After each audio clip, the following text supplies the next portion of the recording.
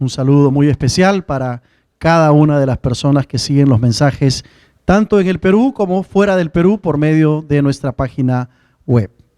Hoy continuamos con la serie sobre los personajes bíblicos y esta mañana estaremos viendo la vida de Moisés, un líder por excelencia, un líder muy singular, muy particular. Estoy seguro que muchos de ustedes conocen la historia de Moisés, quizá la han visto en televisión también, ¿verdad? Tantas películas que se han dado sobre la vida de este hombre llamado Moisés. Mucho de la vida de Moisés se encuentra en el libro del Éxodo. Y en realidad intentar mirar las facetas de la vida de este hombre en los pocos minutos que tenemos por delante es todo un desafío para cualquier predicador. Hay mucho que se puede decir sobre la vida de Moisés, sobre la vida de este líder. Moisés fue un levita, fue hijo de Amram, dice la Biblia, y de Jocabet, que nació en la famosa ciudad de Egipto llamada Heliópolis, una ciudad que queda en lo que se llama el Bajo Egipto, que viene a ser la parte norte en realidad. Y para hacer un resumen breve de la vida de Moisés, tenemos que empezar diciendo que él fue adoptado por la hija de Faraón cuando su madre lo dejó en una cunita, ¿verdad?, que se conoce hoy como Moisés, construida así de junco, ¿verdad?, que lo dejó ahí en el río, y entonces la hija de Faraón lo tomó y lo empezó a educar, como dice la Escritura, en toda la sabiduría de los egipcios. Llegó a ser un varón poderoso en palabra, poderoso en obras, un hombre muy especial dentro de la cultura hebrea. Y el primer periodo de su vida, podríamos decir así, termina cuando mata a un egipcio que ve por defender a un compatriota, mata a un egipcio y tiene que huir entonces a la región de Madián.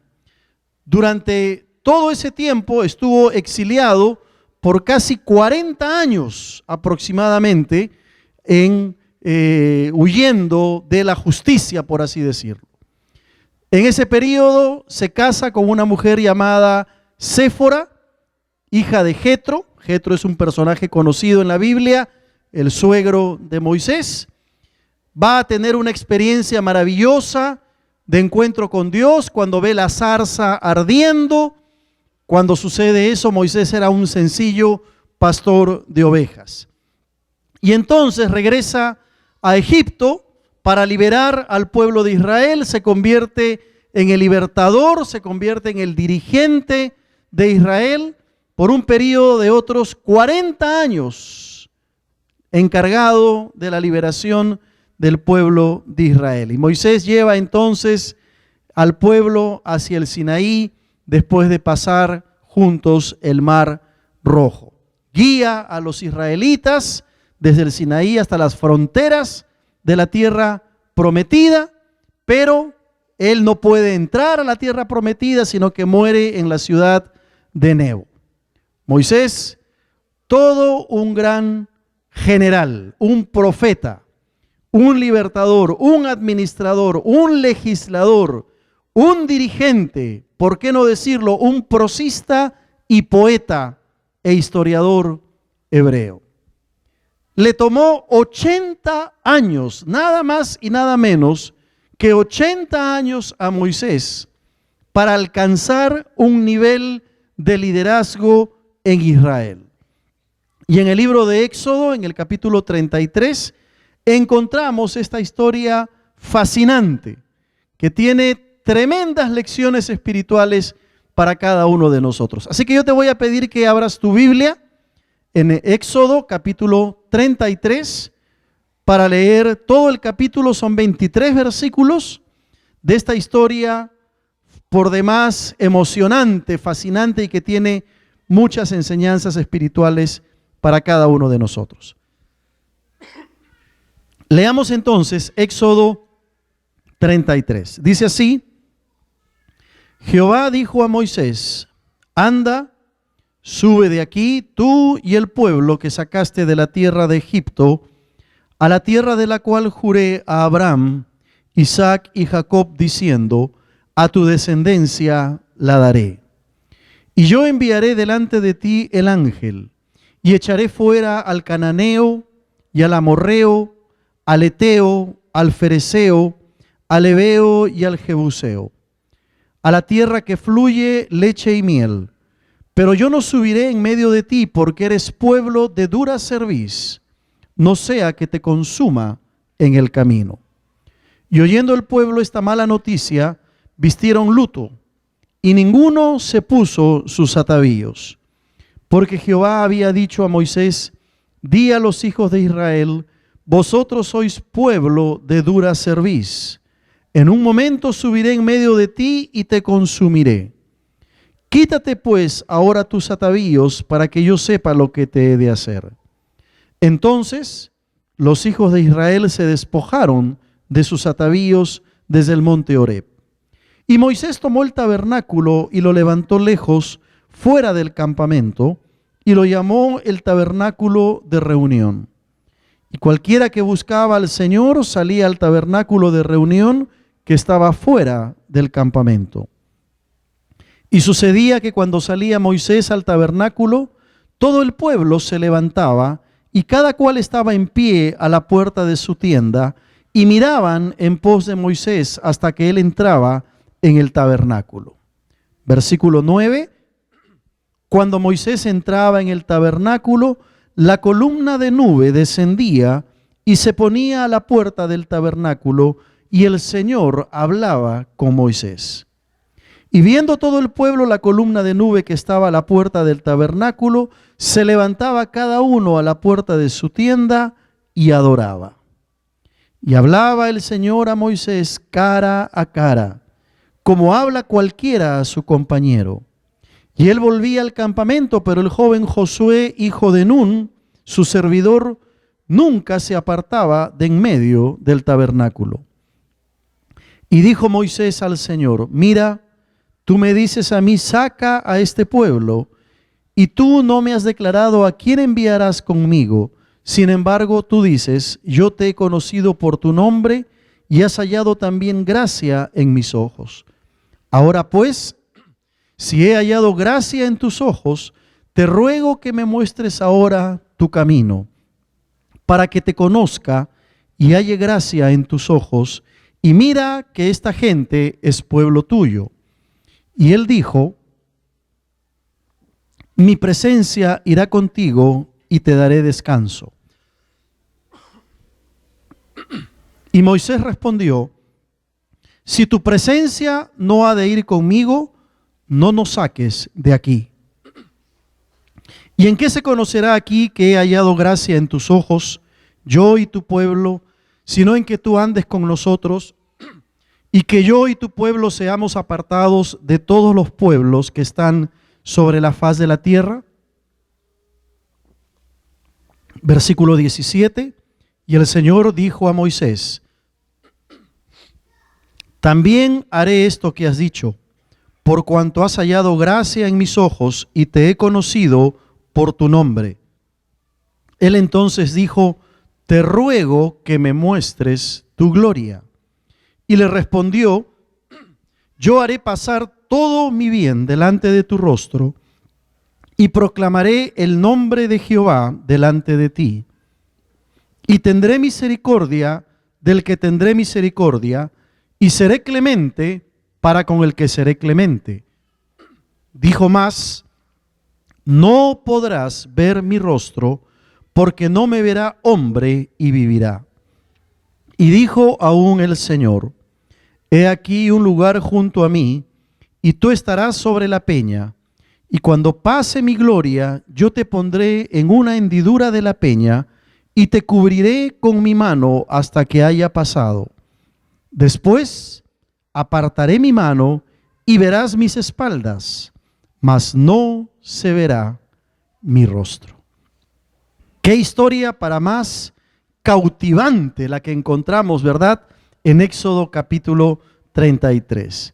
Qué historia para más fascinante que nos habla de ese encuentro de este hombre, Moisés, con Dios, con el Señor. El contexto del pasaje aparece en el capítulo 32. ¿Qué había pasado? Israel había caído en la idolatría. El capítulo 32 nos narra la historia del becerro de oro que el pueblo se había levantado para adorarle mientras Moisés se encontraba en la presencia de Dios en el monte Sinaí recibiendo la ley. Moisés había ido a tener un encuentro con Dios. Había estado en la presencia misma de Dios. Y como él demoraba en descender del monte Sinaí, el pueblo dijo: hagámonos un objeto de adoración. Y construyeron un becerro de oro para adorarle, para tributarle la adoración que solo debía haber sido dada al Señor Dios, creador de los cielos. Dios había hablado de destruir a aquel pueblo rebelde a causa de la idolatría, pero Moisés intercede ante Dios a favor de los israelitas. Y este gran líder llamado Moisés, al descender del monte, vio la degradación del pueblo de Israel. Vio cómo el pueblo había caído en una idolatría tremenda. Se habían construido un becerro de oro y Moisés, al descender del monte y ver lo que sucedía, toma las tablas de la ley, toma las tablas donde estaban escritas los 10 mandamientos y las rompe, las quiebra en señal de enojo por lo que el pueblo se había vuelto tras la idolatría. Y si hay algo que enoja a Dios, que enoja el corazón de Dios, es justamente la idolatría en cualquiera de sus formas. Acá Moisés encuentra a un pueblo que se había ido en pos de los ídolos. Su ira es expresada a través del rompimiento de las tablas de la ley.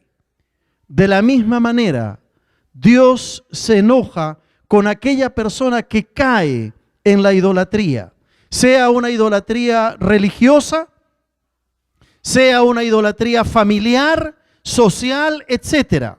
Porque la idolatría, déjame decirte, hermano, puede tomar muchas formas y puede tomar diversas figuras cuando hablamos de idolatría. Uno puede caer, por ejemplo, en la idolatría y adorar a un ídolo de barro o de piedra o una pintura. Conocemos que nuestro pueblo, nuestra sociedad, que se llama muy religiosa, muchas veces cae en este tipo de idolatría. Pero se puede también caer en la idolatría de un hijo o de un padre o de una enamorada, o incluso uno puede adorar su casa o sus bienes materiales. Lo cierto es que la idolatría es uno de los pecados serios que Dios condena. Y si hay algo que enoja el corazón de Dios, es un corazón idolátrico. Y yo creo que aquí cada uno de nosotros tiene que preguntarse si estamos reemplazando la adoración a Dios por tributarle adoración, pleitesía o veneración a otros objetos. La Biblia dice que Dios es un Dios celoso. Al Señor tu Dios adorarás y solo a Él servirás, dice la Escritura. Moisés se encontró con un pueblo que había decidido reemplazar a Dios por un becerro de oro y había caído en una idolatría tremenda. Ahora Moisés recibe el encargo de parte de Dios en el versículo 1 del capítulo 33. El Señor le dice a Moisés: anda, sube de aquí tú y el pueblo que sacaste de la tierra de Egipto, a la tierra de la cual juré a Abraham, Isaac y Jacob, diciendo: a tu descendencia la daré.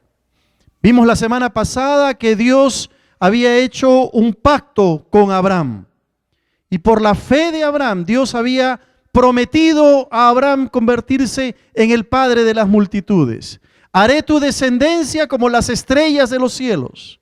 Haré tu descendencia como la arena del mar, le había dicho el Señor. Y ahora Moisés recibe el encargo de sacar, de llevar a este pueblo hacia esa tierra prometida.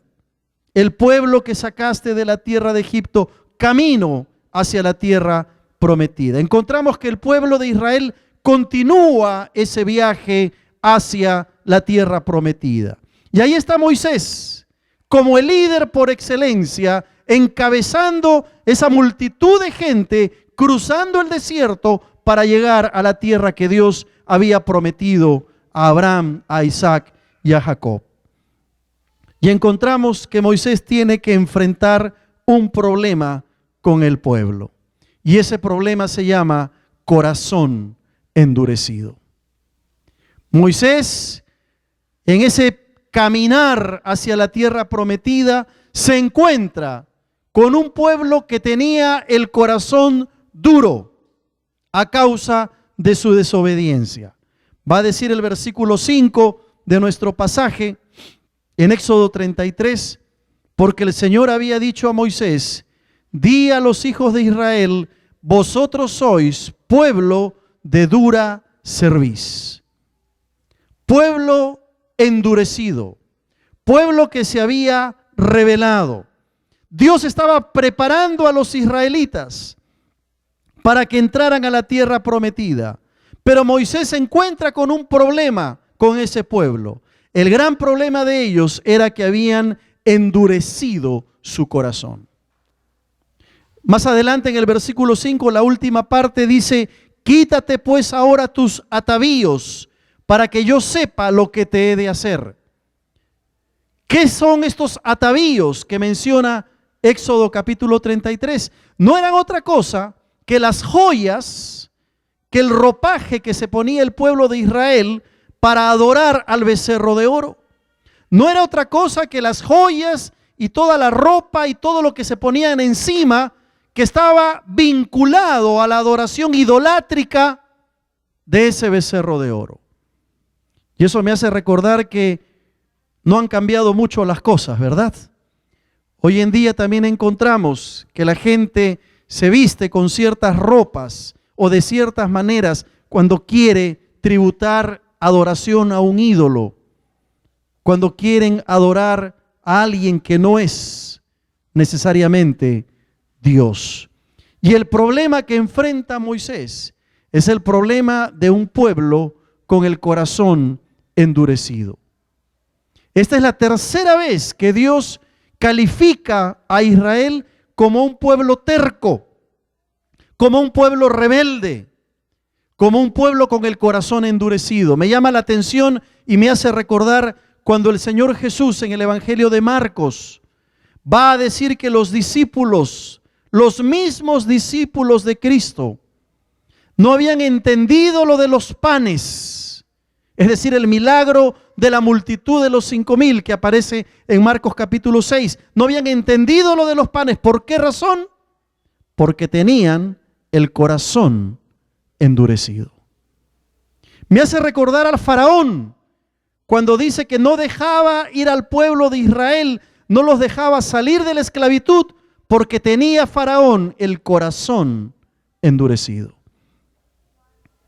Me hace recordar a las tribus de Canaán en el Antiguo Testamento, que dice claramente que tenían el corazón endurecido. Me hace recordar a los fariseos y a los escribas en el Evangelio de Marcos, cuando el Señor dice que tenían el corazón endurecido.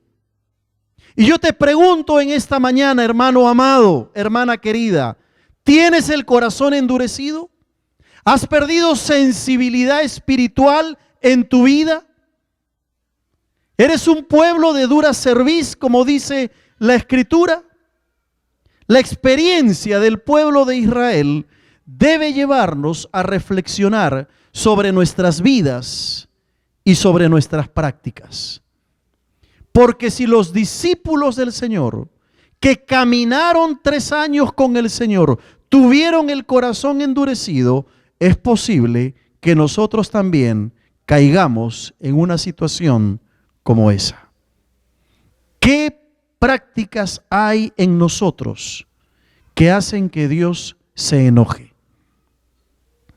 ¿Qué hábitos estamos teniendo que nos llevan al endurecimiento de nuestro corazón. Tenemos algunas prácticas pecaminosas que nos están haciendo perder la sensibilidad espiritual. Cuando un creyente cae en pecado, lo primero que ese creyente tiene que hacer es pedirle perdón al Señor, ¿verdad? Arrepentimiento. Porque no hay creyente que no sienta dolor por el pecado cometido. Pero ¿qué pasa cuando un creyente consiente en ese pecado una vez y otra vez y otra vez y se va convirtiendo ese pecado en un hábito, en una costumbre? Llega un momento en que si ese creyente no se arrepiente de corazón, que su conciencia se cauteriza. Ya no le importa pecar. La palabra de Dios le habla, racionaliza el pecado, lo justifica y sigue pecando. ¿Sabes cómo se llama eso? Corazón endurecido. Y tenemos que aprender de la experiencia del pueblo de Israel para no permitir en nuestras vidas ningún tipo de práctica ni costumbre que nos haga perder la sensibilidad espiritual. A partir del versículo 7 en adelante, por ejemplo, sucede algo interesante. Encontramos que Moisés tiene que tomar el tabernáculo, que era el edificio de adoración, la carpa, el lugar donde la presencia de Dios reposaba, simbolizado por la columna de nube, que habla de la presencia de Dios, y tiene que sacar ese tabernáculo fuera del campamento. ¿Por qué razón? Porque el pueblo estaba sumido en la idolatría, estaba con el corazón endurecido, y Moisés tiene que retirar el campamento. Y dice la Escritura que la columna de nube que se había retirado del campamento, porque fue contaminada por la idolatría, regresa nuevamente. Y que los hombres, cuando querían encontrarse con Dios, tenían que salir del campamento para encontrarse con Dios. ¿Qué había pasado? La dureza del corazón estaba haciendo que la presencia de Dios se alejara del pueblo de Israel. Y aquí hay una lección para nosotros, ¿verdad? Porque cuando nosotros dejamos que nuestro corazón se empiece a endurecer, nuestra conciencia se empiece a cauterizar por pecados, por prácticas que cometemos, estamos haciendo que la presencia de Dios se aleje de nosotros.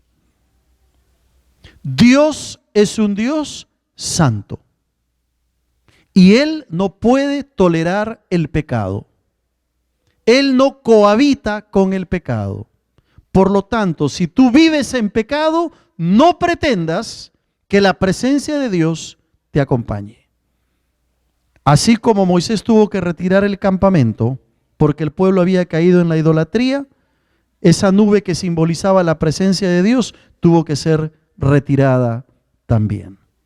¿Qué tal problema para este líder? Encontrarse con un pueblo con el corazón duro. ¿Cómo está tu corazón? ¿Has perdido sensibilidad espiritual? ¿Escuchas la voz de Dios, pero como si escucharas la voz del vecino? ¿No produce cambio en tu vida? ¿Cómo está tu corazón? ¿Has perdido sensibilidad? ¿Tu conciencia está sensible cuando Dios te habla o se ha cauterizado? Ese fue el problema que tuvo que enfrentar Moisés. Pero además, Moisés tuvo una experiencia muy valiosa que se resume en la cercanía con Dios. Qué interesante lo que nos va a decir el versículo 11. El versículo 11. Cuando dice que hablaba el Señor a Moisés cara a cara, como habla cualquiera a su compañero. ¿De qué nos está hablando? ¿Será que realmente Moisés habló cara a cara con Dios? ¿Será que alguien ha visto a Dios como Moisés? Es interesante que el Evangelio de Juan nos dice que a Dios nadie le ha visto jamás. y que el unigénito Hijo del Padre le ha dado a conocer. O sea, Cristo es la expresión de Dios. Entonces, ¿a qué se refiere la experiencia de Moisés? Cuando dice que el Señor hablaba a Moisés cara a cara, ¿de qué nos está hablando? Sin duda, nos está hablando de una comunión muy cercana que Moisés tenía con Dios. Está hablando de una cercanía estrecha de parte de Moisés con su Dios. Yo te pregunto, ¿alguna vez tú has experimentado algo así en tu vida cristiana? ¿Alguna vez has experimentado la cercanía de Dios de tal manera que puedas decir que estuviste casi cara a cara con Dios? ¿Qué tal desafío, verdad? Para cada uno de nosotros. Moisés tuvo una experiencia muy cercana con Dios, que le permitió ejercer un liderazgo conforme al corazón de Dios y poder sacar y llevar a la tierra prometida al pueblo de Israel, aunque, como vamos a ver más adelante, él no pudo entrar. Pero tuvo el privilegio de guiar, de ir con la agenda de Dios, con el mapa de Dios, llevando al pueblo hasta las puertas mismas de la tierra prometida. ¿Cuán cerca estás de Dios? ¿Cuán cerca vives de Dios? Esa fue la experiencia de Moisés. La única forma como él podía guiar al pueblo era a través de una vida de comunión estrecha y cercana con Dios. ¿Te das cuenta? Moisés, al ver el pueblo con un corazón duro, lo primero que hace es refugiarse en Dios. Se da cuenta que la única manera de poder resolver el tema de la dureza del corazón del pueblo era refugiándose en Dios. Y es a veces lo que los pastores tenemos que hacer. Porque los pastores nos llevamos la carga de la iglesia a la casa. El problema del hermano, el pecado de la hermana, la llevamos a la casa. Y tenemos que aprender a buscar a Dios y a remitir a Dios todas las cargas ministeriales. Eso fue lo que Moisés hizo como líder. Pero además Moisés tenía un anhelo muy ferviente. Su anhelo era conocer a Dios. El deseo, el anhelo de Moisés era conocer a Dios. Pero como pastor, ¿ya no lo conocía? ¿Acaso no estaba cerca de Dios? ¿Cómo es eso de conocer a Dios? Mira lo que dice el versículo 12. Y dijo Moisés al Señor: mira, tú me dices a mí, saca este pueblo, y tú no me has declarado a quién enviarás conmigo. Sin embargo, tú dices: yo te he conocido por tu nombre. Y mira el versículo 13. Ahora pues, si he hallado gracia en tus ojos, te ruego que me muestres ahora tu camino. ¿Para qué? Para que te conozca. ¿Cómo, pastor? ¿Acaso Moisés ya no conocía a Dios? ¿Cómo dice aquí para que lo conozca si ya lo conocía? Pastor, creo que usted se ha equivocado. Quizá tú me dirás: pastor, yo ya conozco a Dios. Le entregué mi vida al Señor hace un tiempo atrás. Ya conozco a Cristo. Hermano, déjame decirte que no es así.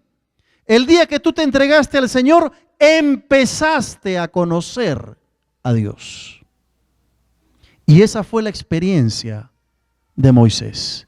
Él entendió que Dios es una fuente inagotable de conocimiento y que tenía que conocerle cada día.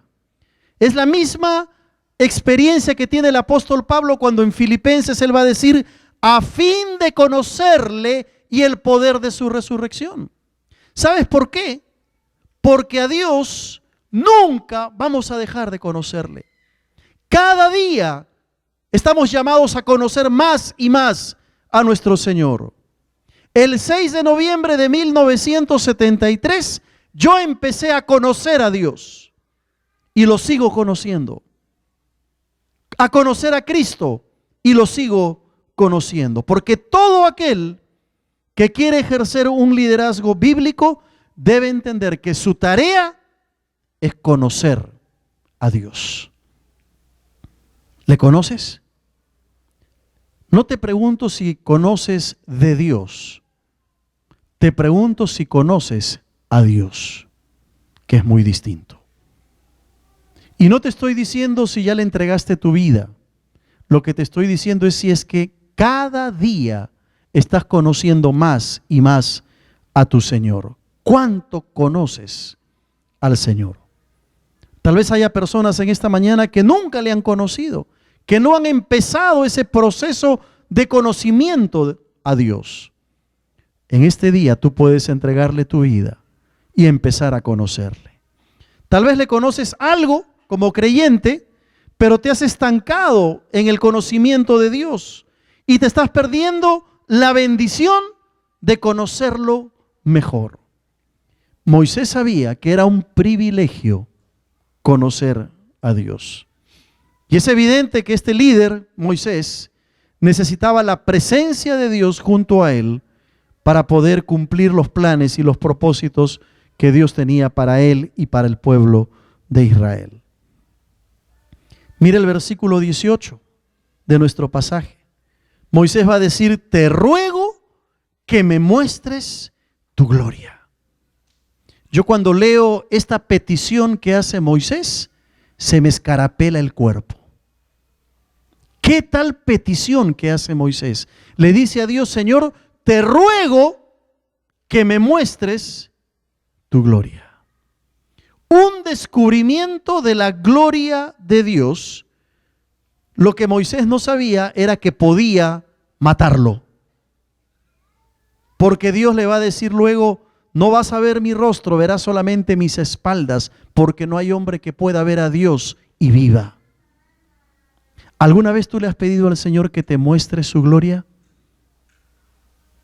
Cuidado, es una oración peligrosa, pero es una oración que tiene que ser hecha con humildad, con solemnidad, con conciencia de la presencia de Dios. Te ruego que me muestres tu gloria. Incluso el mismo Moisés podía terminar mal si no se humillaba delante de Dios. Y finalmente, ¿cuáles son las enseñanzas de Moisés para nosotros? Pues en primer lugar, conciencia de la santidad de Dios. Si algo nos enseña este gran líder es que él tuvo conciencia de la santidad de Dios.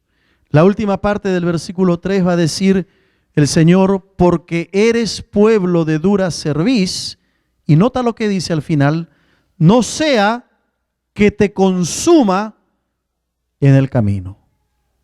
Dios es fuego consumidor. No estamos para jugar con Dios. Dios está en los cielos, nosotros en la tierra. Y Él es santo, 3 veces santo. Dios es fuego consumidor. Eso es lo primero que nos enseña Moisés. Pero en segundo lugar nos habla de la necesidad de reconocer el pecado. Ya hemos hablado de los atavíos, pero mira el versículo 6 de Éxodo 33. Dice que entonces los hijos de Israel se despojaron de sus atavíos. Esos atavíos que simbolizaban la idolatría. Esas joyas y esa vestimenta que simbolizaba el corazón endurecido. Dice que se despojaron, se desvistieron de todo aquello que implicaba idolatría y pecado. Y el día miércoles el pastor Pablo aquí nos hablaba acerca de lo que significa despojarse, desvestirse, quitarse. La Biblia nos exhorta a despojarnos de todo peso y del pecado que nos asedia, dice el autor de Hebreos. No podemos ejercer un liderazgo correcto si no confesamos nuestras faltas y nuestros pecados delante de Dios. ¿Qué cosas hay en tu vida que se han convertido en peso, en pecado? Hermano, despójate de ese vicio, de esa costumbre, de ese hábito, de esa mala práctica que no glorifica el nombre del Señor. Libérate en el nombre del Señor. Despójate de eso. La exhortación del Señor es que nos despojemos de todo peso del pecado que nos asedia. Si realmente queremos agradar al Señor, tenemos que tomar decisiones concretas. Dejar de ir a lugares que nos incitan al pecado. Dejar de frecuentar personas que nos incitan al pecado. Dejar prácticas, dejar hábitos, dejar costumbres que no glorifican al Señor. Despójate de ese pecado. En tercer lugar, Moisés nos enseña que debe haber una actitud de adoración. La última parte del versículo 10 va a decir: se levantaba cada uno a la puerta de su tienda. ¿Y qué cosa? Y adoraba. Adoración. Un liderazgo auténtico en la casa, en el trabajo, en la iglesia, empieza con una vida verdadera de adoración. Y la vida de adoración no se limita, escúchame bien, no se limita a los cultos de la iglesia. ¿Captaste la idea? La vida de adoración se vive 24 horas al día, 7 días de la semana. No está limitada a la iglesia o a un culto o a una reunión. Actitud de adoración. En cuarto lugar, Moisés nos enseña que tiene que haber disposición a la sucesión. El versículo 11 habla del joven Josué, hijo de Nun. ¿Quién era Josué? Moisés ni lo sabía, pero Josué era a quien Moisés estaba discipulando para que Josué se encargara de llevar al pueblo de Israel a la tierra prometida. Te pregunto, ¿a quién estás discipulando? Un buen líder va preparando a otros para el ministerio. Va discipulando a otros. Te pregunto una cosa, ¿a quién estás discipulando? No, pastor, pero es que yo no soy líder en la iglesia. No interesa, pero eres un creyente que tiene que discipular, visitar, aconsejar, ayudar a otro creyente nuevo que empieza ya a caminar en los caminos del Señor. En quinto lugar, nos habla del conocimiento personal de Dios. Y ya hemos hablado de esto, ¿verdad? De la importancia de conocer. No tanto conocer de Dios, sino conocer a Dios. Y finalmente, la presencia prometida del Señor. En el versículo 14, el Señor le dice a Moisés: mi presencia irá contigo y te daré descanso. ¡Qué preciosa promesa! No hay cosa que nos pueda dar mayor seguridad en la vida cristiana que la presencia de Dios con nosotros. No hay cosa que pueda darnos mayor confianza en la vida que saber que Dios ha prometido su bendita y gloriosa presencia para sus hijos. Mi presencia irá contigo, dice el Señor. Ahora, resulta interesante cómo termina la vida de Moisés. Por eso decimos Moisés fue un líder muy especial. Porque aunque él tuvo una cercanía con Dios, y la palabra dice que el Señor hablaba a Moisés cara a cara, y tuvo un rol fundamental en liberar al pueblo de la esclavitud de Egipto, y tuvo un rol fundamental en guiar al pueblo de Israel hacia la tierra prometida. ¿Sabes una cosa?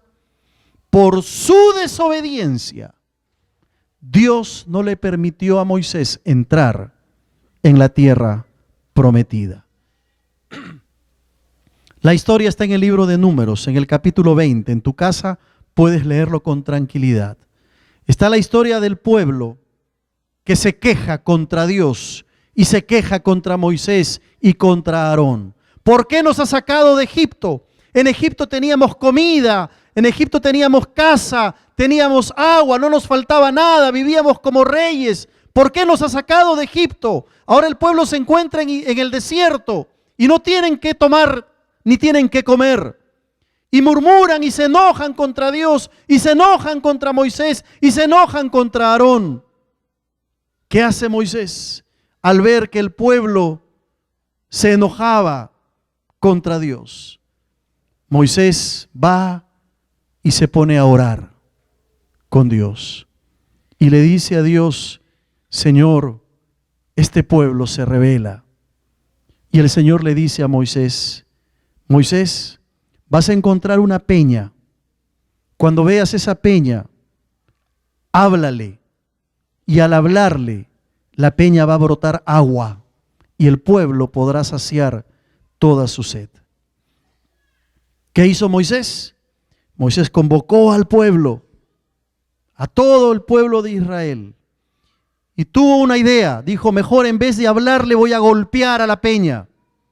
Y golpeó la peña y el agua brotó. Quizá Moisés pensó y dijo: si yo le hablo a la peña, este pueblo va a pensar que estoy loco. ¿Y qué sucedió?